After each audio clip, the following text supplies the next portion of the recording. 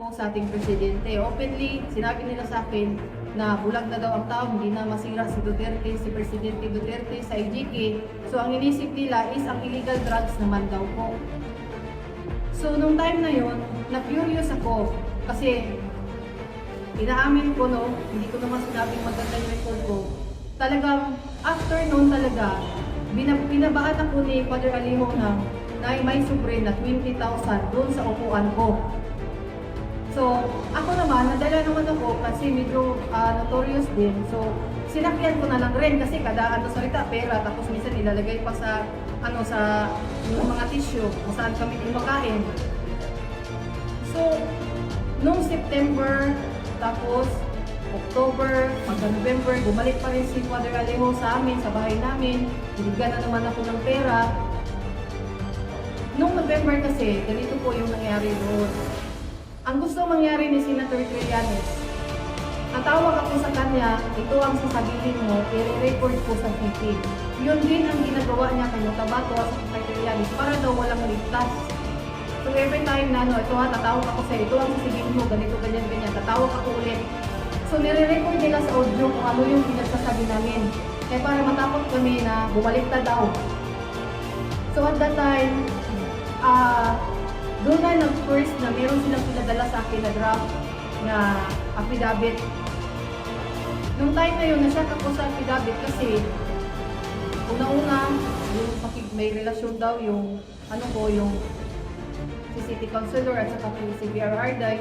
And then ang worst is nakita ko na mayroong drugs na ini-involve nila si Presidente Duterte. So nagtanong ako, bakit may drugs? Kasi nga daw, hindi na daw maniniwala ang tao sa IGK. So dapat, yung drugs naman. First draft, sabi niya, ito nga, papasa ko sa'yo, mamaya na, ipapa-approve ko muna kay Senator Trillanes at saka kay Senator De Lima. Tapos pangalawa, hindi, uulitin ko na naman, second draft na naman, hanggang third draft, fourth draft, and then nag-decide sila na pumunta daw ako ng Maynila. Nandito yung mga forward sa akin ng yung back and forth na mga yung pamasahe papuntang Manila at saka yung ticket ko na noong December yung pagpunta ko ng Manila rin. Pagdating doon sa Manila, doon sa may forum, nakita ko si Las Cañas. Sa kanilang forum, makikita mo sa aming pag-usap, never sila nagsalita na mga nakulisbili nila. Hanapan natin ng paraan na bumagsak yan. Actually, may text pa kasi ito yung sabyo nga. Yang yung testimonyo, muhagsak mo, yung Bisaya pa, muhagsak na ginagsi kasi Duterte anak. So, katong time na to, nakuyawan ako kay kanang nagsabot di ako glide din, kanang ko dire. So, nangita ko paagi, hindi man ko nila, ayaw nila ako pauwiin dito sa Mindanao. So, mahanap ako ng paraan, sabi ko, bago ko yan pirmahan, bago ko yan uwi muna ako dahil gusto ko, kasama ko yung mga kasamahan ko, which is wala naman akong kasamahan. At ang reasons kung bakit pumasok ako sa kanila, dahil gusto kong malaman kung ano talaga ang mayroon sa grupo ni Senator Trillanes. So, pagdating doon sa December, andun ako, pinatira nila ako sa isang kumbento sa Madre, sa May Makati, sa Kanusian Sister. Bago nila ako pinadala doon, kinausap nila ako, huwag kang makikipag-usap. Pagdating mo doon, ito ang sasabihin mo sa kanila. So, pag-abot dito, yun na rin ang sinasabi ko kasi kada salita, ganun kada salita, ganun.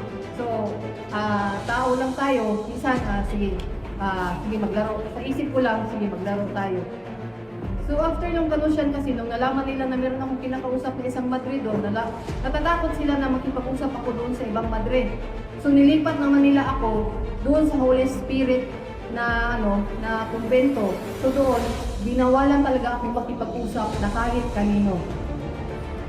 Merong conference room doon na every time na mag-discuss kami regarding sa affidavit, doon kami sa conference room, doon sa Holy Spirit, doon sa may Betigo, merong eskwelahan doon at the same time, merong kumbento doon ng mga Madre.